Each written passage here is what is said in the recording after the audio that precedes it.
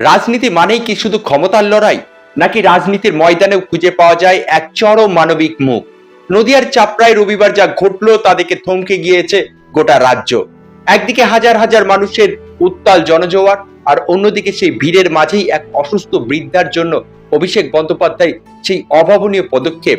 কি ঘটেছিল সেই উত্তপ্ত রবিবারের দুপুরে? কেন মাঝপথে ভাষণ থামিয়ে দিলেন অভিষেক বন্দ্যোপাধ্যায়? কেনই বা নিজের গাড়িতে তুলে নিলেন এক অচেনা বৃদ্ধাকে?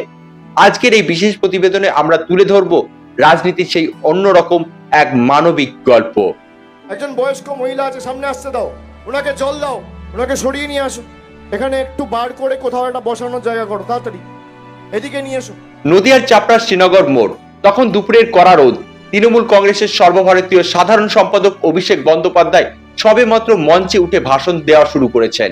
কৃষ্ণনগর করিমপুর রাজ্য সড়ক তখন কার্যত অবরুদ্ধ, চারিদিকে শুধু কালো মাথার ভিড়। দলীয় সূত্রে খবর প্রায় 50,000-এরও সমাগম হয়েছিল সেদিনের জনসভায়। ঠিক যখন রাজনৈতিক পারদ চড়ছে, তখনই হঠাৎ করে বিপত্তি। ভিড় আর অসহ্য গরমে হঠাৎ অসুস্থ হয়ে পড়ে এক বৃদ্ধা। বিষয়টি অভিষেক বন্দ্যোপাধ্যায়ের নজর এড়ায়নি। রাজনীতির লড়াই সরিয়ে রেখে তিনি প্রমাণ করলেন মানুষের সেবা সবার আগে। সঙ্গে সঙ্গে নিজের ভাষণ থামিয়ে দিলেন অভিষেক বন্দ্যোপাধ্যায়। মঞ্চ থেকে নেমে আসার তোড়জোড় করলেন না ঠিকই, কিন্তু তার নির্দেশ ছিল সুনির্দিষ্ট। প্রথমে নিজের জলের বোতল বাড়িয়ে দিয়েছিলেন ওই বৃদ্ধাকে।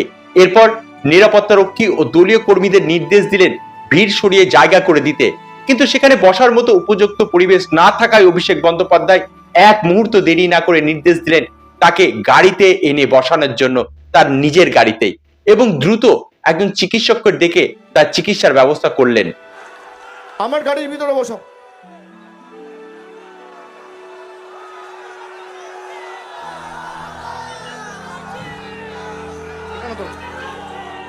ভিড় দেখে আপ্লুত অভিষেক বন্দ্যোপাধ্যায় সেদিন বিরোধীদের উদ্দেশ্যে কড়া চ্যালেঞ্জ ছুড়ে দিয়েছিলেন।